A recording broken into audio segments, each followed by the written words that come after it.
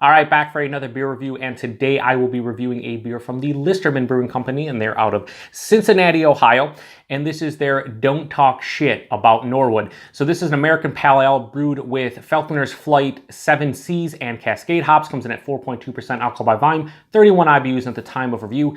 This can is pretty damn fresh. There's an enjoy by date of sometime in June of 2019. This is mid-March of 2019 when I'm reviewing it, so it's quite fresh. I don't know exactly how fresh, but it's fresh enough. And I want to give a huge thanks and shout out to a good friend of mine, fellow beer tuber, Rod over at Rod J BeerVentures, for hooking me up with this beer. I'll post a link in the description box to Rod's channel along with the beer mail unboxing video I did of all the goodies he sent my way. He hooked me up this time with a lot of local offerings, including a couple from Listermann, one from Urban Artifact, one from Mad Tree.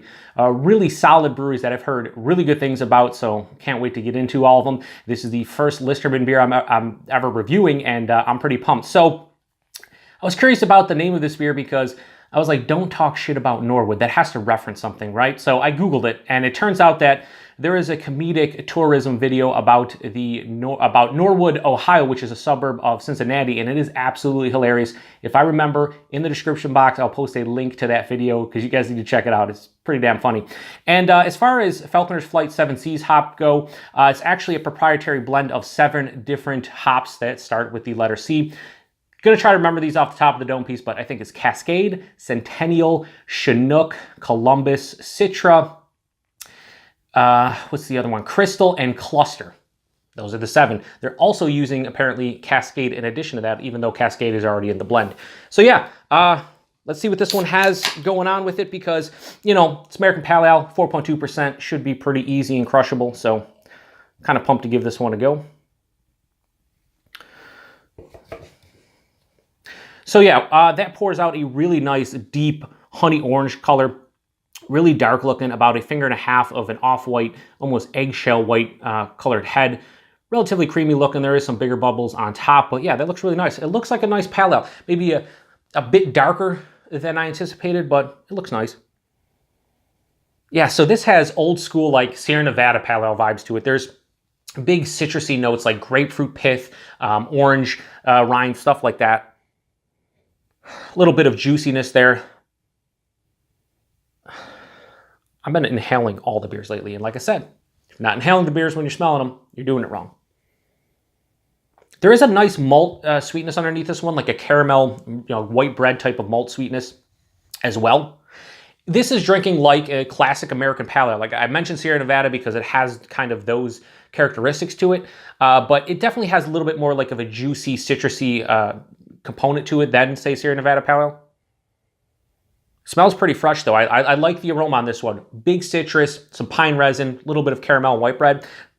Not a lot of like tropical and stone fruits and stuff. That's not what you expect. Falconer's Flight 7 Seas and Cascade, you're not going to get a ton of like juicy, New England style characteristics in a classic American Pale Ale. Yeah, it smells like it's going to be super easy to drink, 4.2%, very sessionable.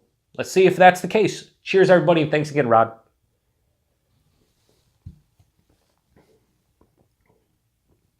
Yeah, this is, man.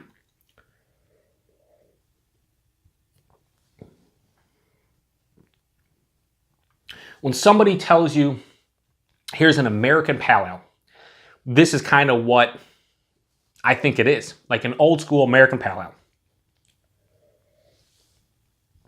First off, lower side of medium body at 4.2% is really nice because it's not watery. You'd think at 4.2% it'd be really watery.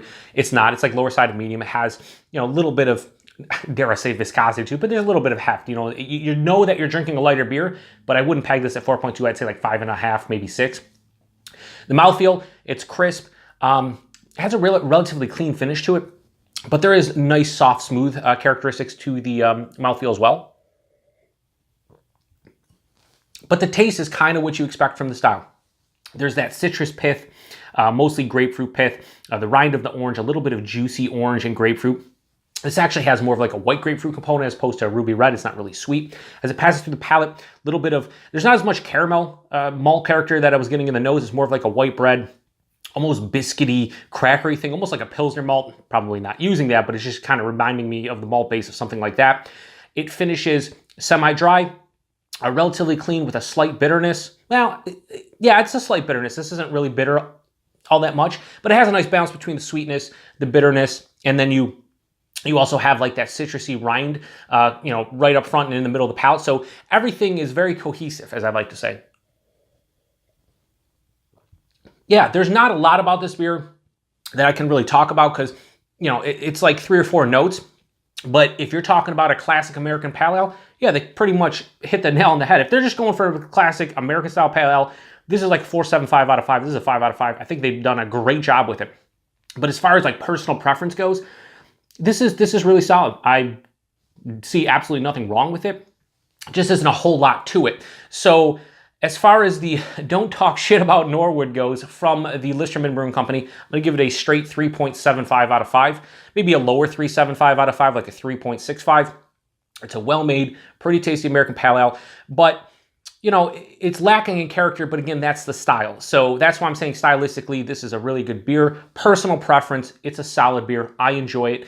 And I will say this, even though this isn't like blowing me away or crazy or anything, it just shows that Listermann can brew some damn good beer because, you know, this is just classic for the style. And if I'm going to go grab a 4.2% American pale ale, this kind of hits the nail on the head. So can't really complain about that at all. So I appreciate Rod hooking me up with this beer. I have one more from Listermann that I'm going to review, and I can't wait to get into that one. It is a New England style IPA, but yeah. So low 3.75 out of 5 for Don't Talk Shit About Norwood from the Listermann Brewing Company. Appreciate you guys stopping by. I will try to remember to post the link to the Don't Talk Shit About Norwood comedic tourism video because it is pretty damn hilarious. Anyway, appreciate you guys stopping by. To the next one. Cheers.